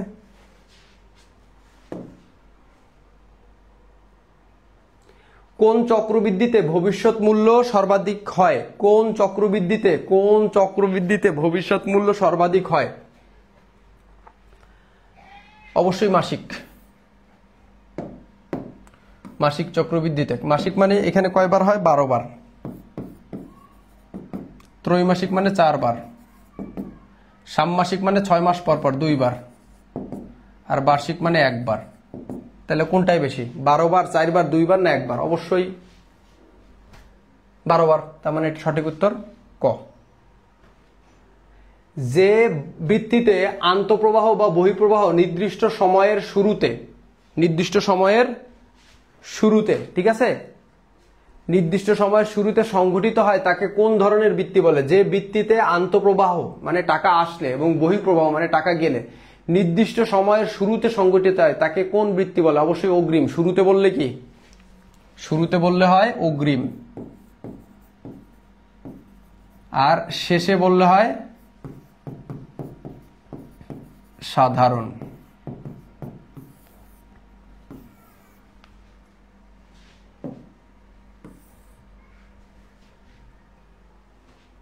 সব বোর্ড কোশ্চেন এবং টপ এমসিকিউ এগুলা। রুল 72 অনুযায়ী 12% সুদে 10,000 টাকা কত বছরে 20,000 টাকা? দেখো এখানে কিন্তু দ্বিগুণ হয়েছে। প্রথম বছর ছিল 10,000, এরপরে হয়েছে 20,000, দ্বিগুণ হয়ে গেছে। কেমন? তো 12% সুদে, তার মানে এখানে কত সময় চাইছে, কত বছর চাইছে? তাহলে n number of years 72 divided i।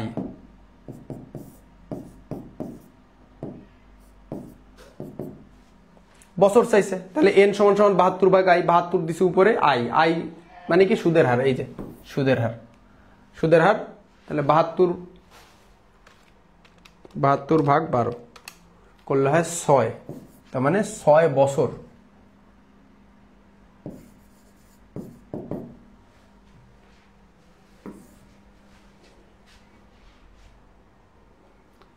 জনাব রাফি অগ্রণী ব্যাংকে 20,000 টাকা জমা রেখে 10 বছর পরে 40,000 টাকা উত্তোলন করেন। বিধি 72 অনুযায়ী উক্ত বিনিয়োগের উপর তার অর্জিত সুদের হার, দেখো এখানে সুদের হার চাইছে, তাহলে সুদের হার মানে কি? ছোট হাতের i সমান সমান 72 ডিভাইডেড n। তাহলে উপরে লিখবো 72, n নাম্বার অফ ইয়ার্স কত টাকা? এই যে এখানে কিন্তু দ্বিগুণ হয়েছে, ঠিক আছে, 20,000 থেকে 40,000 হয়ে গেছে, সবসময় দ্বিগুণ হবে। কেমন? 10 বছরে। তাহলে আমরা 10 দিয়ে কি করব? ভাগ করব। 7.2 হয় মনে হয় নাকি? 72 ভাগ 10, হ্যাঁ 7.2 সঠিক উত্তর ঘ।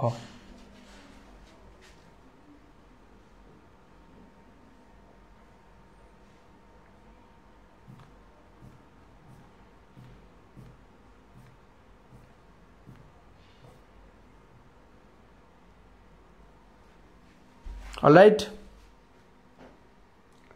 আমার এই যে ফোনটা, এই ফোনের চার্জটা শেষ হয়ে গেছে, বুঝতে পারছো? এই ফোনের চার্জটা শেষ এখন, এই জন্য এই পাশে এসে কমেন্ট পড়তে হচ্ছে। 26 ব্যাচের আমাদের যে কামব্যাক কোর্স, সেই কোর্সের ক্লাস ছিল, ক্লাস নিতে নিতে ফোনের চার্জ শেষ, আমার নিজের চার্জ শেষ, ঠিক আছে। তারপরেও তোমাদের এই ক্লাসটা কমপ্লিট করলাম। যে সাজেশনটা দিয়েছি ওই সাজেশনটা ফলো করে এই অঙ্কগুলো প্র্যাকটিস করো। জ্ঞানমূলক যেগুলো দিয়েছি, অনুধাবন যেগুলো দিয়েছি, এমসিগুলো যেগুলো প্র্যাকটিস করালাম, একটু ভালো মতন প্র্যাকটিস করো। পরীক্ষা হল থেকে বের হয়ে তুমি অবশ্যই আমাকে থ্যাংক ইউ দিবা ইনশাল্লাহ। কেমন? সো ভালো থাকো সবাই। আর তোমাদের একটা সিম্পল কথা বলি, একটা সহজ একটা কথা বলি, ঠিক আছে? তারপরে অনেকেই মনে করো যে অমুক লোক তোমার উপর রাগ করছে, তমুক লোক তোমার উপর রাগ করছে। আসলে কেউই তোমার উপর রাগ করে নাই। তুমি টাকা ইনকাম করা শুরু করে দাও, পড়াশোনা করো, পাশাপাশি টাকা উপার্জন করা শুরু করে দাও। ঝুরি ঝুরি ভরে টাকা ইনকাম করবা। মনে করো কেউ কিছু বলবে তো মনে করো গাল খালি এরকম হা করবে, যায় মনে করো 1 বান্ডিল নে দেখবে একদম। বিশেষ করে আমার ব্যক্তিগতভাবে যদি জিজ্ঞাসা করো, আমার দেশের বাড়ি হচ্ছে পিরোজপুর, আমি ছোটবেলা থেকে খুলনাতেই মানুষ হয়েছি। তো মনে করো পিরোজপুরে আমার অনেক কাজিন আছে, ছোট, আমার থেকে বয়সে বেশ ছোট। তারপর মোটামুটি ওইখানে পরিচিত কিছু লোক আছে, আমারে ফোন দিলে মনে করো ভাই 2000 টাকা লাগবে, ভাই 5000 টাকা লাগবে, ভাই 500 টাকা লাগবে, দিয়ে দেই। এবং এটা হচ্ছে অনাদি পাওনা বা কুরিন, ব্যাড ডেপ্থ, আমি জানি যে এই টাকাটা আর পাবো না, দিয়ে দিই, বাস শেষ, লাগবে না। এবার মনে করো আমি যখন বাড়িতে যাই, খালি শুনলে হইছে শরীফ ভাই আসছে, আর সঙ্গে সঙ্গে মনে করো আইসে চারপাশে, আমি মনে করো যা খুশি তাই বলবো। মনে করো আমি বলবো যে অমুক সরকার ভালো না, ওগুলো বলে হাজি ভাইজি ঠিক বলছেন।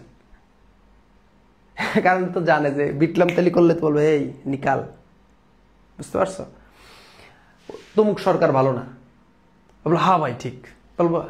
আমি বলবো মনে করো সামনের বছর নির্বাচন আমি করব, বলবে কি হ্যাঁ ভাই আপনি করবেন নির্বাচন, প্রধানমন্ত্রী আপনি হবেন, মানে যা বলবো তাই। এটা বুঝতে পারছো তো? It's like Dettol, it will remove all the bacteria, all the germ from your hand. 99% germ, 1% কিছু তো বিষয় আছে যেগুলো আসলে অমূল্য, এগুলো টাকা দিয়ে হয় না, but most of the problem. So তোমার উপর কেউ রাগ করে নাই, প্রচুর টাকা ইনকাম করো, রেসপেক্ট এমনি চলে আসবে। ঠিক আছে, wish all the very best. আসসালামু আলাইকুম।